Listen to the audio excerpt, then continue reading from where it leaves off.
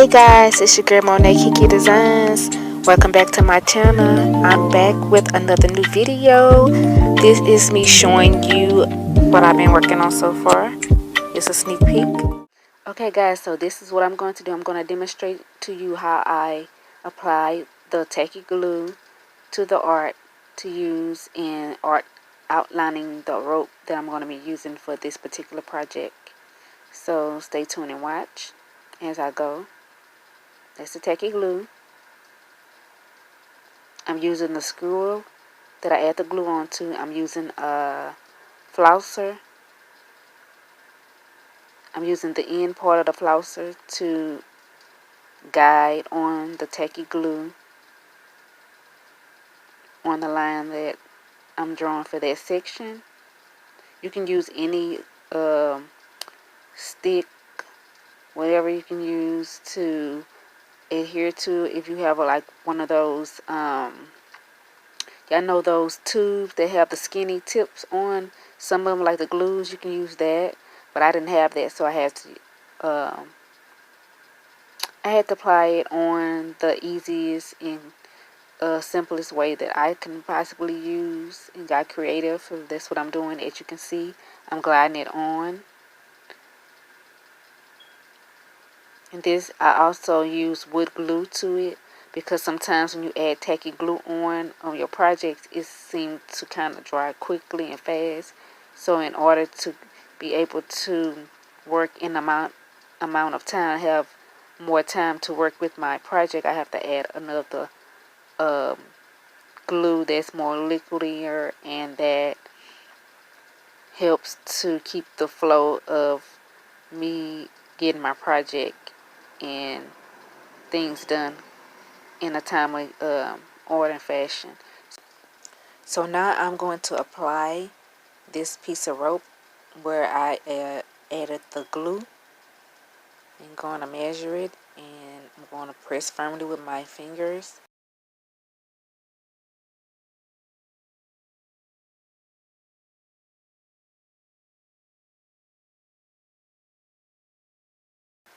Now I'm going to press firmly with the end part of the flousser, pressing it firmly down so it can adhere and stick to.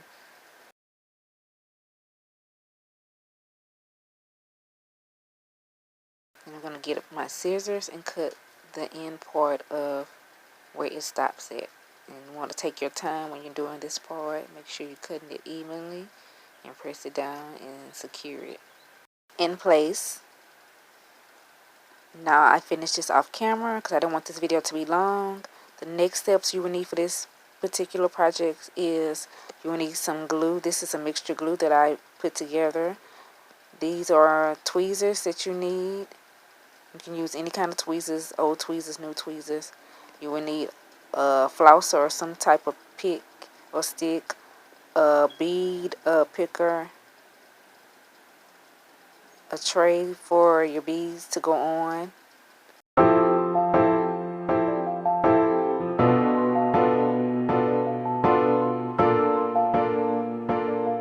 So let's get ready to start. Oh guys, and yes, let me show y'all, this is my small collection of CBs, the smaller CBs.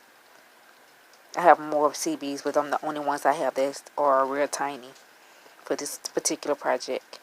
Okay, so let's begin. So as you can see, I already started off camera with the orange sea beads on one of the sections, just to show you how it would look. But I will show y'all, I will demonstrate to you guys in the video of what I'm doing, so you can know exactly how this goes. And this particular project and technique is called bead mosaic. Oh, bead mosaic. I mean, guys, I pronounced it wrong, but this is a bead mosaic type of art. So now I'm going to apply the green beads. You can apply the green sea beads with tweezers,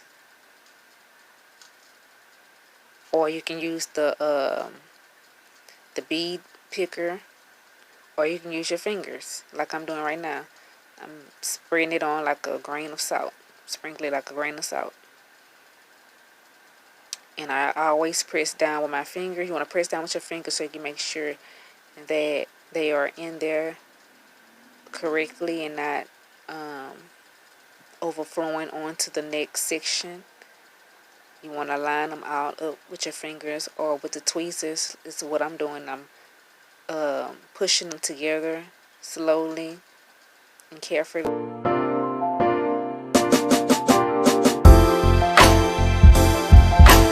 You will see me doing this throughout the video. I'm not going to demonstrate the whole video of me putting all these seed beads on because it takes too much time, and like I said before, I didn't want to make this video too long. So right now I'm just demonstrating to let you guys see how this works and how creative you can be and get with creating this type of technique.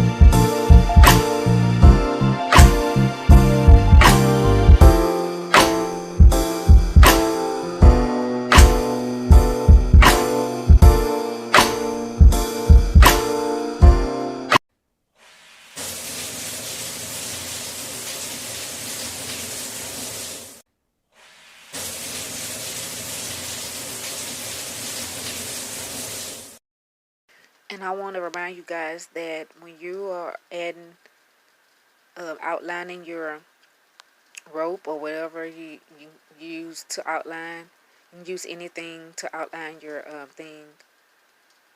You use anything to outline your craft.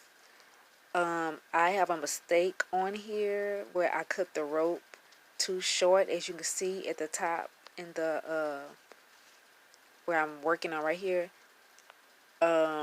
I had to go back and add a little piece right there later on in the video. I added another piece, but that's why I say you want to make sure that you cut your rope evenly so that it won't look like how it look right here. The reason for adding the rope to outline my project is because when I'm doing the mosaic, you don't want your beads, your different color beads, to overlap or get into the other colors of your bead or look tacky. So yeah. So I'm going to finish the rest off of camera and I will come back.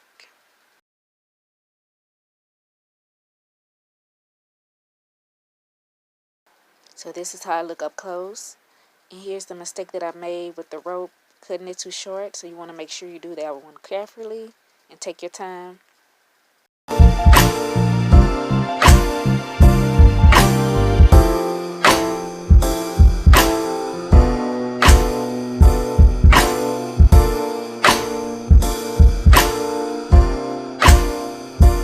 Here's another look at my small collection of my small tiny sea beads again. And so on to the next part of this video, you're going to see me applying this mixture of glue that I made. Is made up of water and tacky glue. I use half part of water and then use maybe half part of the tacky glue, and I added another glue to it as well. So this right here, when you add in water to thick type of glue, it helps you to work, it gives you more time to work with your projects, versus not having much time to work with your projects. And you're going to need some Q-tips, because when you're in the process of doing this project, sometimes when you add and applying the glue to your projects to seal the beads in, you might get overflowing glue. Might over You might accidentally put too much glue in your thing, so you want to use the Q-tips to help clean up the spills like I'm doing. But you also want to take your time when you're applying this. You don't want to put too much. And the scary thing that the thing about me when I was doing this project for the first time and trying this glue method for the first time is I thought that even though when I was applying the glue and some of the glue got onto the soaked into the rope, I thought that after it dried, I thought that it was going to show up with white film. Y'all know what I'm talking about, when you sometimes when you gluing projects on, you get a sticky, flaky glue film on your projects after it dries up. But with this particular glue that I diluted and created and made up myself, it didn't do that. Added like a gloss. It kind of reminds me of Mod Podge. It's kind of like Mod Podge, y'all. I made my own Mod Podge. If you get the point, I made my own Mod Podge. But the thing about this glue, it didn't leave any film on. It might left like a real small, tiny film, but it wasn't to the point where it was flaky. It was more like a gloss that it left on there. And I'll show y'all later on how you can fix those small little imperfections and flaws. So yeah, I'm applying the glue on some more, and then I'm going to, after I finish showing y'all how I apply the glue on, I'm going to speed it up some more because I don't want this video to be too long. And I'm using this flosser as a guide as a way to guide the glue. When it's like too much glue inside the section, I kind of use the end part of the flosser picker to glide the glue slowly without trying to move the beads from out of place while I'm doing it. So you want to take your time. So now I'm going to fast forward.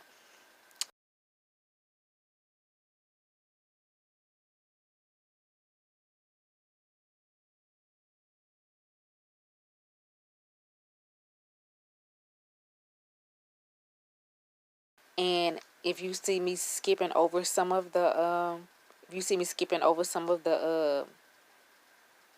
the spots and not applying glue on some of the spots, is because I already applied the glue on some of them off camera, or that's the one that I already applied on camera and let it dry, and then I just went ahead and fast forward the video so y'all can see what I was doing.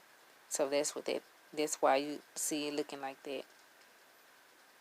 Wow!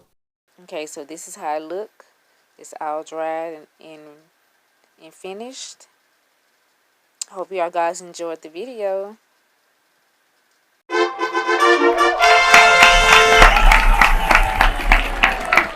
Guys, that's it. Thanks for watching. Please don't forget to hit the like, share, and subscribe button and be notified whenever I upload another video. Thank you so much for watching.